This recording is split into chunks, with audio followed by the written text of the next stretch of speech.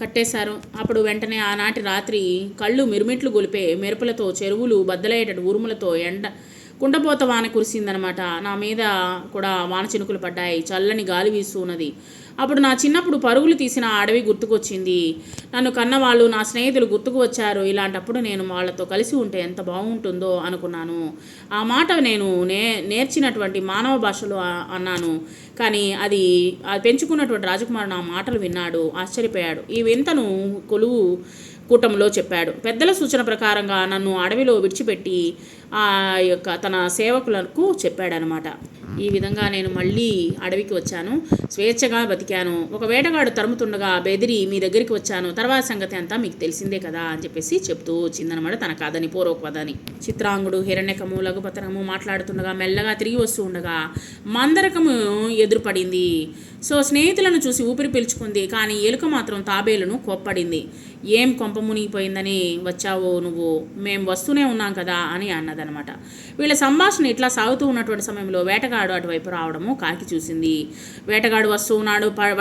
వడివడిగా నడవండిని స్నేహితులని కాకిని తొందరపెట్టింది. వడివడిగా అంటే తొందరగా నడవండి అని చెప్పింది. ఇంతలో వేటగాడు రానే వచ్చాడు. ఎలుక కలుగులోకి దూయింది. జింక దాక్కున్నది. తాబేలు మాత్రం భయంతో నిలిచిపోయింది. ఎందుకని నిలిచిపోయింది? అక్కడ వచ్చేసి మడుగు అనేటువంటి లేనే లేదనమాట. సో వేటగాడు దగ్గరికి వచ్చాడు. దాన్ని పట్టుకుని ఇంటికి కట్టుకున్నాడు అనమాట. కట్టుకున్న తర్వాత ఉన్నట్టుండి ఇంకో ఉపద్రవం వచ్చినందుకు స్నేహితులంతా నివ్వెరపోయారు. మిగిలిన ముగ్గురు స్నేహితులు వెంటనే చురుగ్గా ఆలోచించారు.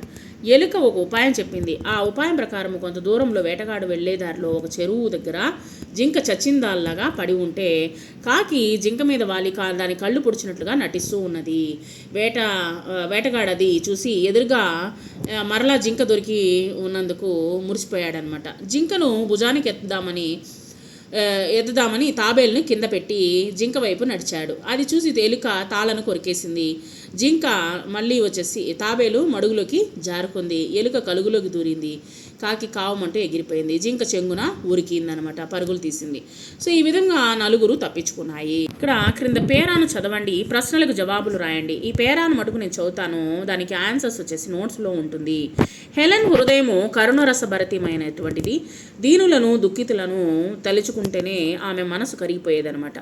ప్రకృతిలోని ప్రతి అణువు ఆమెను పరవశింపచేసేది. అంటే ఆమెకి ఈ యొక్క ప్రకృతి సౌందర్యం అంటే ఇష్టం అనమాట.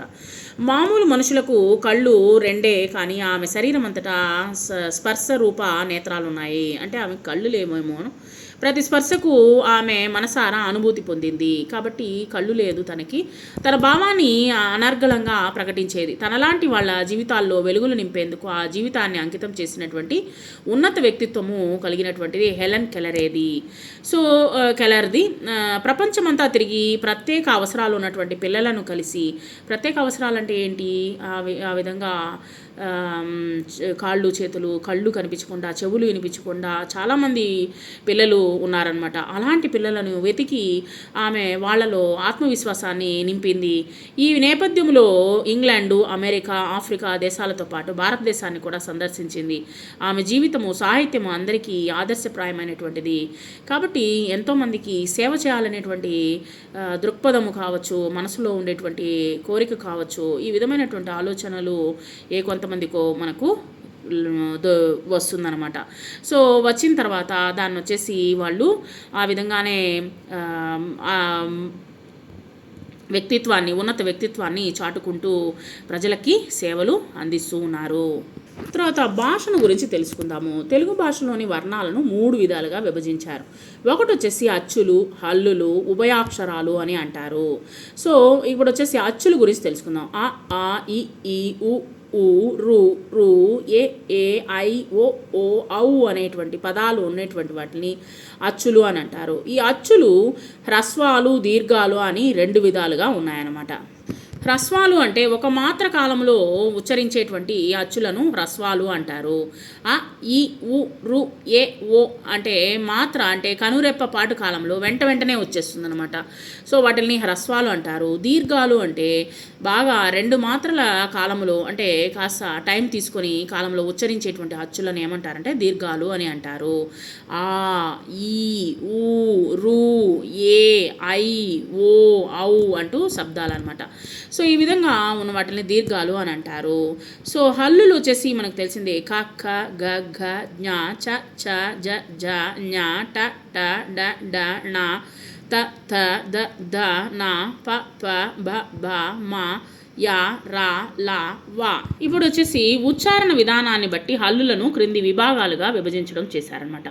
సో పురుషాలు, సరళాలు, తర్వాత వచ్చేసి మహాప్రాణాలు, తర్వాత అనునాసికాలు, అంతస్సాలు, తర్వాత ఊష్మాలుగా విభజించడం జరిగింది.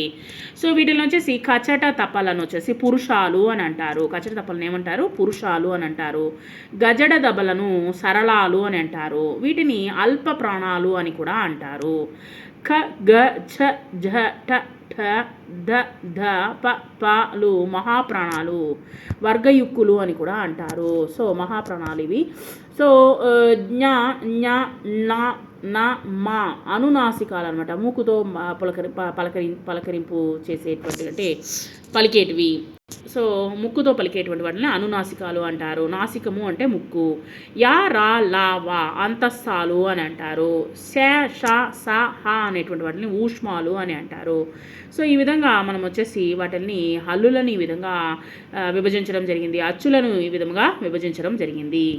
ఉభయాక్షరాలు అంటే ఏంటంటే మూడు, అవి సున్నా, పూర్ణ బిందువు, అరసున్న, విసర్గ, ఈ మూడింటిని అచ్చులతోనూ హల్లులతోనూ ఉపయోగించడం వల్ల వీటిని ఉభయాక్షరాలు అని అంటారు. సో అరసున్నకు గ్రాంధిక భాషలో ప్రాధాన్యం ఉన్నది. సో గ్రాంధిక భాష అంటే సంస్కృతంలో వచ్చేసి ముఖ్యమైనటువంటి ప్రాధాన్యత ఉన్నది. గ్రాంధిక భాషలో కూడా వచ్చేసి మనము అర్థం కాదు, ఆ భాష వచ్చేసి మనకు అర్థం కాదు, ఆ యొక్క గ్రాంధిక భాషలో కూడా వచ్చేసి మనకు ప్రాధాన్యం ఉన్నది. విసర్గ సంస్కృత పదాలకు మాత్రమే ఇది వచ్చేసి చేరుతుంది అనమాట. విసర్గలతోనే చెప్తారనమాట. ఆ యొక్క నమః, నమః, తర్వాత వచ్చేసి యమహ, ఇలాగొచ్చేసి హ హ అంటూ శబ్దాలు అనేటువంటిది విసర్గలతో పలికేటువంటి పదాలని ఉభయాక్షరాలు అంటారు. వీటిని సంస్కృతంలో ఎక్కువగా ఉపయోగిస్తూ ఉంటారు. వీటిని నోట్స్ రాసినప్పుడు చూద్దాము.